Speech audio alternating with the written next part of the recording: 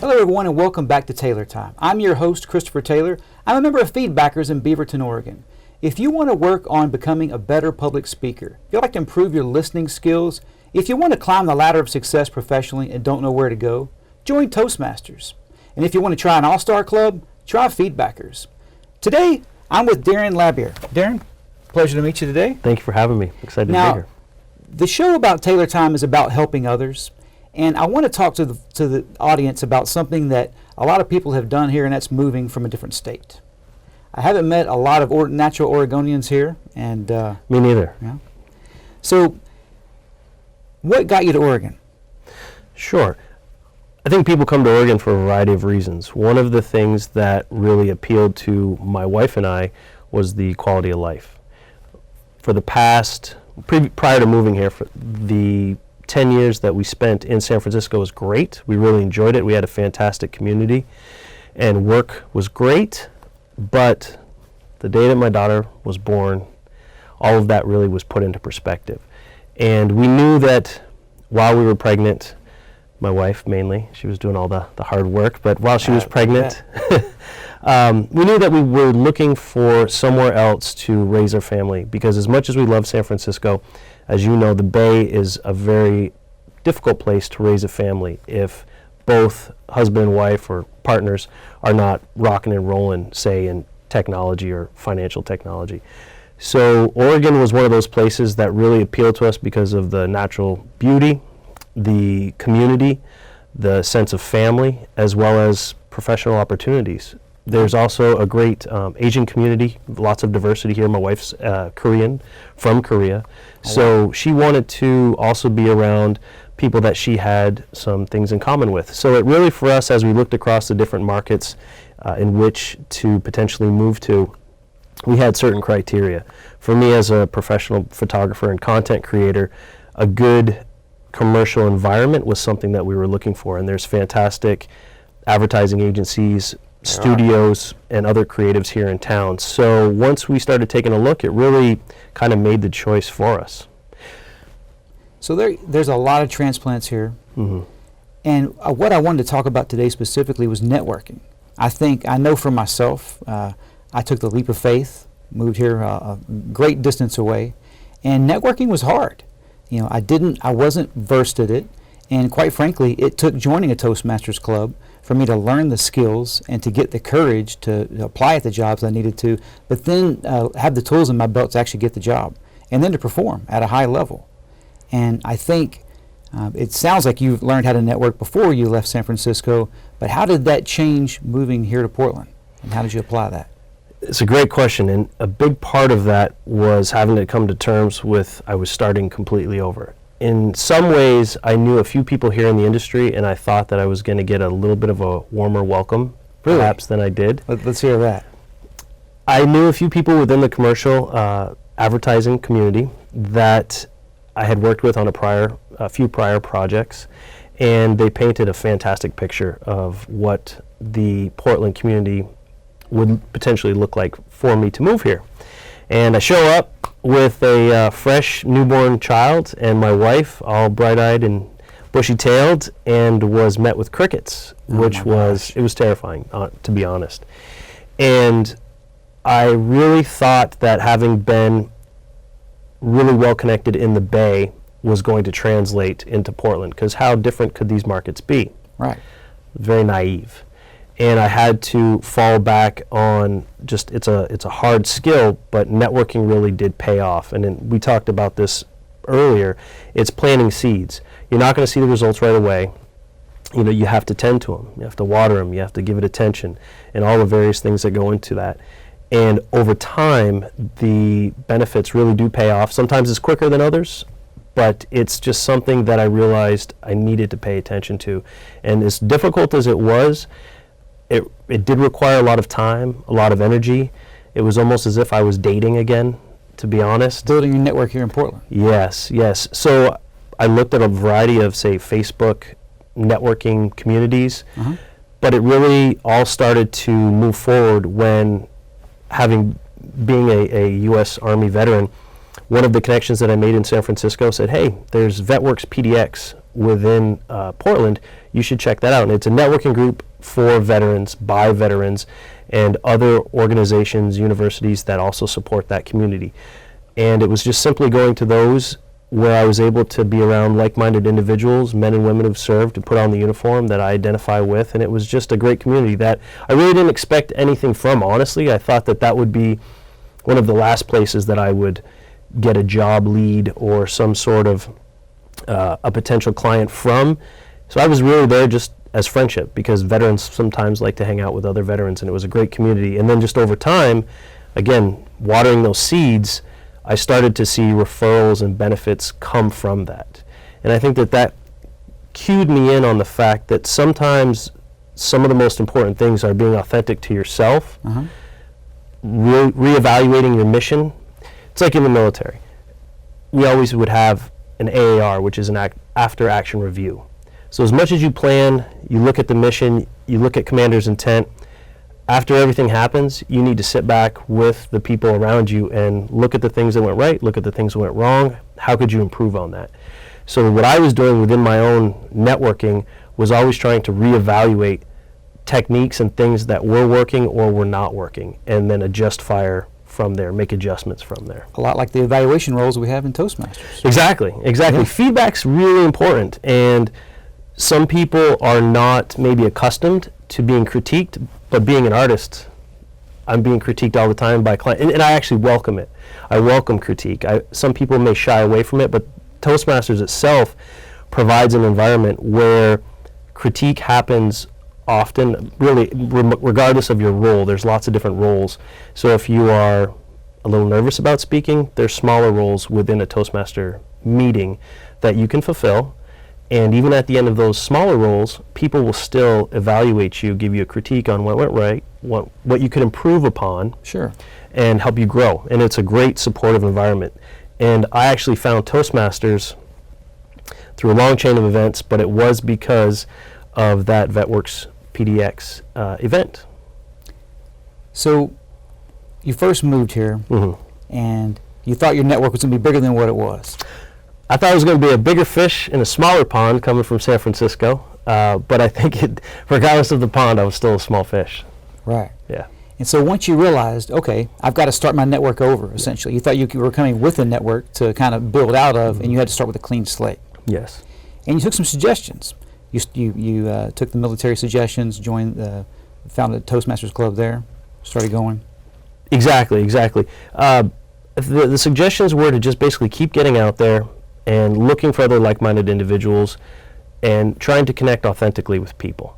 And that was what I found to be helpful, was the fact that I just, again, like in the military, you just don't give up. You just adjust fire. If something's not working correctly, how can you make some adjustments? Things like Toastmaster helped me grow. VetWorks PDX helped me grow. Reaching out to people back in San Francisco to say, hey, do you know anyone else in the Portland area that I could connect with over coffee or lunch or a beer? Those types of things were extremely helpful, because I just had to try. I'm in a new area. I had to try things that maybe were a little bit out of my comfort zone or new to me, and see what would work, and then just pick from there. I can relate. I know for me, with networking in particular, having to start over from scratch. I had first moved here to Portland, went to a job interview, knew I was going to ace it, and they did not hire me. It was devastating. It was a wake-up call, and it was a reality check for me. And my wife suggested that I join a networking group, and I had a chain of events that led me to Toastmasters. But without that open-mindedness, I wouldn't have got there, and I'm grateful for that. But I would like to learn a few things. Help the audience understand tell me the law of the farm when it comes to networking, right? So you got here, you started planting some seeds. What does it look like whenever the plant starts growing and you start cultivating? How did you get to become a successful photographer here and actually plant your roots here in Oregon to be able to call it home? Sure. To say that I'm a successful photographer here in Oregon, I don't want to mislead you. I still do travel quite a bit for work. So my work takes me to lots of different markets, whether it's Seattle, San Francisco, LA, Las Vegas, Atlanta. I'm still constantly doing what a lot of commercial photographers do. We do travel for work. And the thing that I had to come to terms with, specifically in Portland was that people like to do business with other people that are based or have lived in Portland for a certain period of time. That is very true. And I understand that. I understand that. But you have to be, again, for me, it was knowing my why, which is my daughter. If anything failed, my wife and I would be comfortable living in a studio apartment, the wrong side of tracks, a different part of town. None of it would matter because it was just us. But when my daughter was born, when I held her, and this innocent little child is looking up at me, everything changed, and I knew that I had to make it happen for her. So as much stress and uncertainty and doubt that I was going through, I wasn't going to give up. I just keep pushing forward. And that required a certain set of mental skills that I'm still trying to perfect. And I'm never going to get it perfect. I'm never going to get it 100% right. But I just need to be a little bit better than I was yesterday. And I think that just like with networking, time is helpful. You just have to keep planting those seeds, keep putting in the effort, keep moving the ball forward inch by inch, yard by yard, and eventually you're going to start to see some payoffs, because that's what's going to happen is you're going to connect with somebody on a personal level.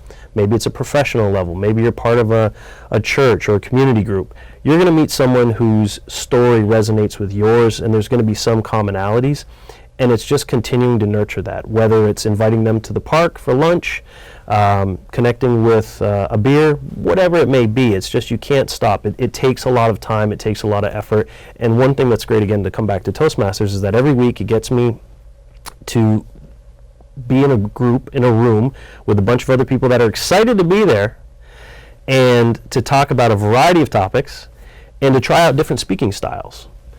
Those are the types of things that it's a safe place to practice, so you can learn to see what your networking style really is.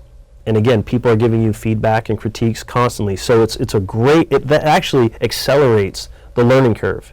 Because how else are you going to improve your networking skills if you're always around the same people? And Makes Toastmasters sense. is such a huge community. We can go to Toastmasters groups in any city and almost anywhere in the world. You're exactly right. 20 years ago I was told about Toastmasters in Seoul, Korea. I was just, I was younger. I was in South Korea just trying But to... they planted the seed. They planted a seed. Yeah. They planted a seed, and here I am 20 years later. And how much further along could I have been had I just walked in the doors in Seoul, South Korea 20 years ago? But that's the thing, is I'm here now, and I get to meet people like yourself. So Wonderful. Yeah, networking plays a key role, especially when you move into a new city. It takes getting out of your comfort zone. Thank God for tools like that Toastmasters offers. But when we come back after the commercial break, I'd like to talk about how you've taken those principles and Toastmasters to become a successful entrepreneur. We'll be right back after the commercial break. Thank you. Welcome to an opportunity to take the next step of your professional speaking journey. I want you to be honest with yourself. Have you ever wished you were a star in a television show, or at an event where the media is interviewing bystanders and you are wanting to be picked to give your opinion of the event? Or even in the smallest sense, you're at a sports game and secretly hope that your smiling face would appear on that big jumbo screen TV? But the jumbo screen always finds the fans with the painted faces. And you think to yourself, maybe next time. Well, what if I can offer you a chance to be on TV? Would you take it? That is what I want to offer you now. I'm Dottie Love, Associate TV Producer and Director. Toastmasters International is one of the largest organizations whose mission is to help improve your speaking skills. And District 7 is expanding your opportunities to do speaking via television. We have 4 fully equipped television studios and TV Toastmaster broadcasts to over 500,000 homes, plus a YouTube channel. Who knew? We want to invite you to take advantage of using media and television, either in front or behind the scenes. Let me share a few options that you have. First, you can be a guest on a show. Highlight your business or hobby or your community interest. Anything you're passionate about. Be a featured guest. Secondly, you can train to be a host on an ongoing TV segment. We will train you for that. Third, what about creating your own talk show? We will train you for that as well and give you access to a community media studio to do just that. Or lastly, be behind the scenes, either running a camera or editing shows. You decide which avenue is best for you, and our TV Toastmasters team will help you to navigate to get the most out of your media experience. Personally, I've done them all. I started as a guest, went to hosting, up to directing my own TV show. I don't tell you this to impress you. I tell you this to impress upon you that your personal growth with Toastmasters is directly related to what you take advantage of. And I encourage you to be bold in looking for opportunities to stretch and grow. If this intrigues you, or if you have club members who you think that might be interested in this, please contact us here at TV Toastmasters. I'm Dottie Love, and you can reach me or any of us in the TV Toastmasters family at the contact information at the bottom of the screen. You can also find us on the web. Our website is 7512.toastmastersclub.org. Hello, everyone, and welcome back. I'm Kristopher Taylor, your host, with Daryn Labier. Darren? Okay. And I want to finish talking about entrepreneurship. I know that an entrepreneur moving to a new city with no network, how do you make that? How do you stick it through and see that through, and how do you make it a success? That's not easy. It's terrifying, to be honest, and especially it comes back to my why, is my daughter. I wanted to be successful for her and my wife. And quickly, I'll tell you that when my daughter was born, this was the universe giving me very clear direction. In our building... A paradigm shift. Exactly. All right. My daughter was 9 days old. My mother was visiting from out of town, and my 2 Korean in-laws were visiting us, staying with us in our amply sized studio apartment with our 9-day-old child when there was a fire in our building. Oh my gosh. And I was instrumental in helping first responders getting to the building, Wow. notifying where it was, and helping to get some of the fire extinguishers to the people on the ground initially before the first responders got With there. your daughter 9 days old. 9 days old. Wow. And I used to work for the hazmat industry for the federal government, and I know what goes into remediation efforts. Okay. And I knew that that day, living in a building that was over 100 years old, we were not going to stay there anymore. Ah. So that was the proverbial fire under my butt. Gotcha. Okay, so you knew it was something, a change was going to happen regardless. A change was going to happen. Portland had been on the list, had been on the horizon, but I thought that, I would have maybe like a year or so to transition. I thought that the transition would be easier over a longer period of time. Okay. Sometimes life it doesn't work that way, and you need to make a decision now. Someone lit a fire under you. Yes. So literally. So it was above me, but Yeah, you I get get the it. idea. But when that happened, I literally packed everything up, sealed off the apartment. I knew we'd be coming back for it, but having worked in the hazmat industry, I knew how to seal up so that there'd be no cross-contamination. And we left for 45 days approximately. And during that time, we came up to Portland, and we had liked it. It was our second time here. And I just said, you know what? We're going to make this happen. And I think that that's part of it, is that you have to have a certain mindset about this type of a shift. But I also had certain skills that I knew would apply to a new city, a new environment. I just felt that I needed to meet the right people. And as a person in the creative industry, part of that is going to creative networking events. Some of it's going knocking on doors with advertising agencies here in town. Oh yeah. Just went door knocking. Door knocking, setting up some appointments, showing my portfolio, talking with other photographers, stylists, retouchers, people within the industry. I just started rubbing elbows. And a lot of people here were actually open to meetings, but it just seemed initially that I was an outsider and I was a competitor. So I wouldn't And say... that's how they saw you in the beginning. I felt so. Yeah. It could be different. But I wasn't going to quit. I wasn't going to give up. I knew I had to make it happen. And like I said, luckily I could still travel back and forth to a variety of cities to continue to make a living. However, I'm not going to lie, I took a hit coming here. And I have a great wife. She stood by me. And she pulled up a lot of that slack by keeping our family together by just being a great mom and taking care of our daughter and focusing on that. Which is just as hard. It's just as, Yeah. if not harder, Yeah, if you're not right. harder. Yeah. And we were very focused, but again, very committed, and we talked. Just as much as I have to network with other people and tell them my story and try to get them to be interested and potentially hire me, I have to talk with my wife and build up that strength in the relationship so that she knows where I'm coming from and she understands what I'm going through at that time as the provider for the family. But again, that entrepreneurial spirit has traveled to her, and she's now her own business owner. Really? Of a successful business, here in town as well. It bled over. Yeah, exactly. It bled over, and again, it's the empowerment of one another. Networking isn't about, I feel, it's not just about what can I get from this person. You have to add value to people. You have to understand what it's a two-way street, as cheesy as that may sound. If you're only after something for yourself, no matter how you pitch it, people are going to eventually pick up on it. You're right. So It's cliche, but it makes sense. it completely makes sense. It completely makes sense. So whenever I was trying to interact with somebody, there's lots of books, there's lots of YouTube articles, there's lots of influencers, there's lots of ways for us to get information, tips, techniques, again, like Toastmasters.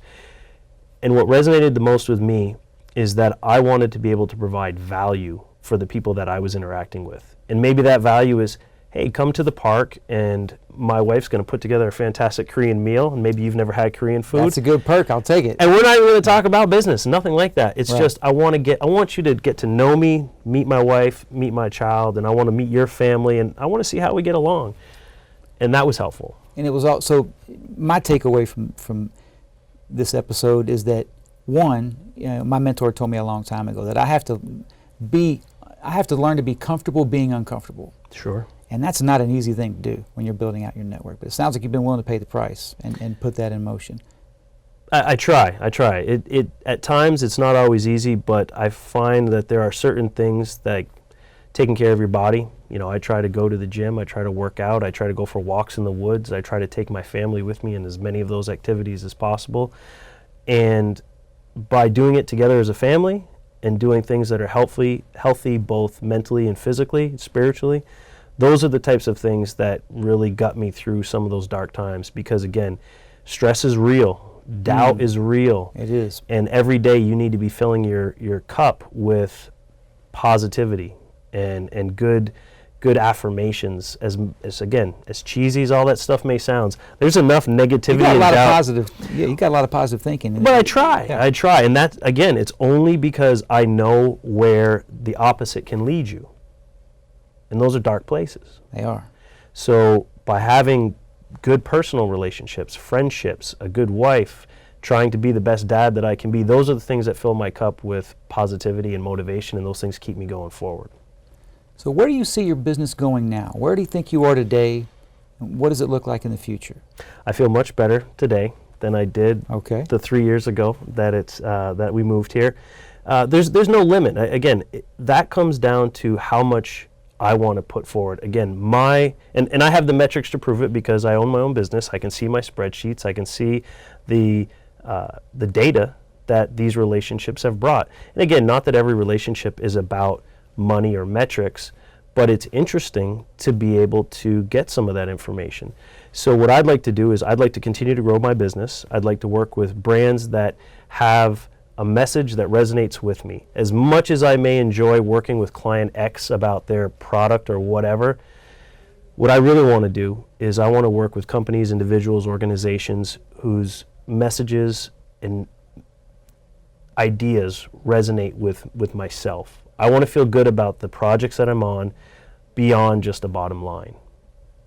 And I'd like to also try to help other people that are kind of coming up through those ranks as well. I'd like to try to be a mentor to people if possible. Again, each one help one. That makes sense. Yeah. Man, yeah, you've shared a lot today. You've shared your experience on, it's scary. I know it was scary for me moving to Portland. It was a process where I had to learn to put some tools in my belt, and you've applied those, and you're successful. And yeah, I hope the viewers got something out of that today. So if they want to learn more about your photography, where would they go to find that information? they can go to my website, labier.co, and that has all the links to my social media feeds. You can see my portfolio, you can see the clients that I've worked with, and by following me on social media, you'll see where I'm going, so that 3, 5, 10 years from now, hopefully I'll be able to have answered that question through action. That's good stuff. Thank you for joining Taylor Time today. We've got another transplant that's been successful, an entrepreneur, and thank you for joining. Cool. Hi, I'm Phyllis Harmon. I'm a member of TV Toastmasters.